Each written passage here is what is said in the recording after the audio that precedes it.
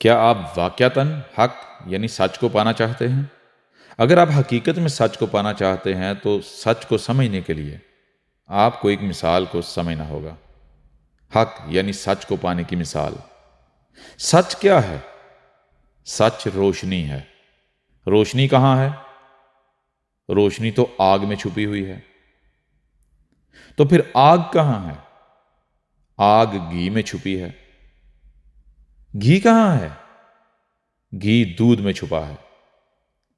یہ سلسلہ مزید پیچھے سے پیچھے جاتا ہے، لیکن اگر ہم دودھ کو ہی اس سفر کی ابتدا مان لیں، یعنی دودھ سے اس سفر کا آغاز کریں، تو دودھ میں چھپے ہوئے گھی کو تلاش کرنا ہوگا، جس کے لیے کڑی محنت اور کئی مراحل سے گزرنا ہوگا تاکہ گھی کو دودھ میں سے تلاش کر کے الگ کیا جا سکے۔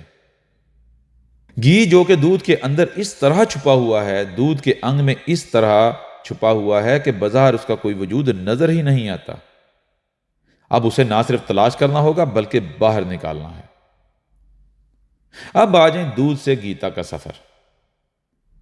دودھ سے گھی حاصل کرنے کا کیا کوئی ایک خاص طریقہ ہے؟ نہیں، بلکہ کئی طریقے ہیں، جن میں سے کوئی آسان ہے تو کوئی پیچیدہ، کوئی جلدی مکمل ہونے والا تو کوئی زیادہ وقت طلب۔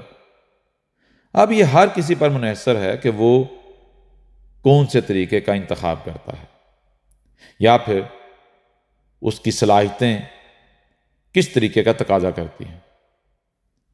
پہلے دودھ سے بالائی الگ کی جاتی ہے یا دودھ کو دہی بنایا جاتا ہے؟ اگر دودھ سے بالائی نکالنا مقصود ہو، یعنی اس طریقے سے دودھ سے گھی نکالنا مقصود ہو، تو پہلے کیا کیا جاتا ہے؟ دودھ سے بالائی نکالی جاتی ہے۔ اس کے لیے دودھ کو آگ پر پکانا پڑتا ہے، پھر اسے ٹھنڈی جگہ پر کچھ دیر کے لیے رکھنا پڑتا ہے، جس کا نتیجہ یہ نکلتا ہے کہ دودھ میں سے بالائی الگ ہو کر اوپر آ جاتی ہے اور دودھ نیچے بیٹھ جاتا ہے۔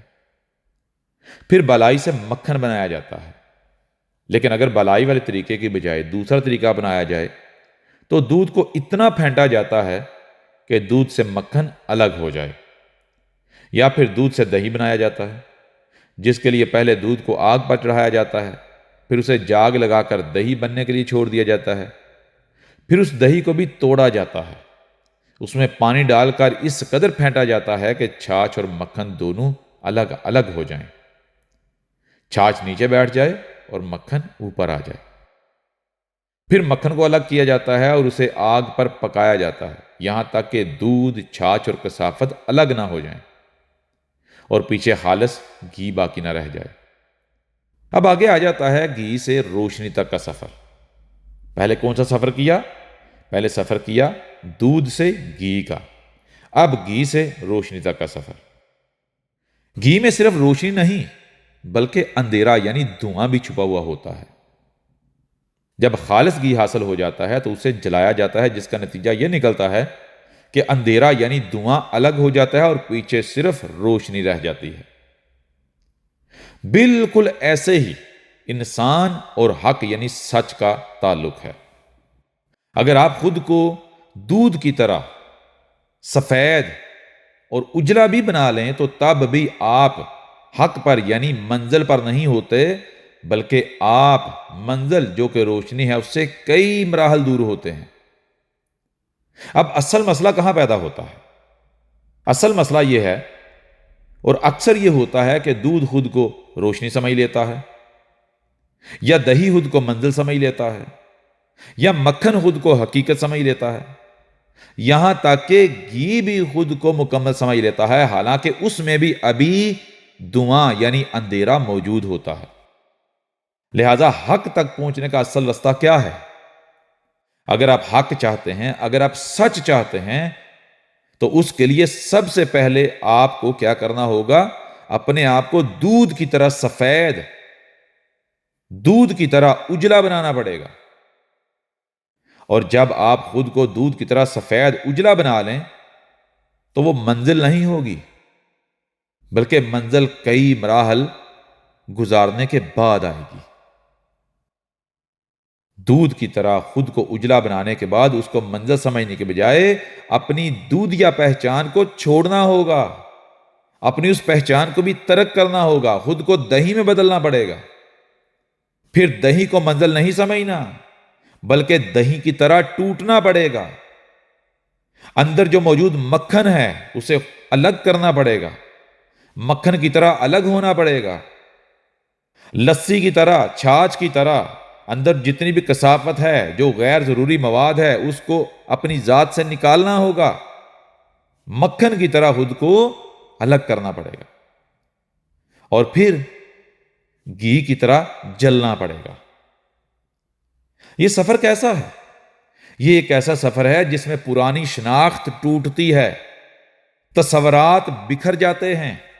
جو قدم قدم پر سچ نظر آتا ہے وہی اگلے قدم پر جھوٹ ثابت ہوتا ہے۔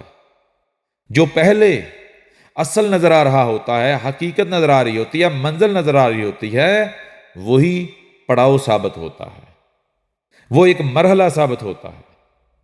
اور اس سفر میں صرف وہی باقی رہتا ہے جو حقیقت میں ضروری ہوتا ہے، جو آخر تک باقی رہ سکتا ہے۔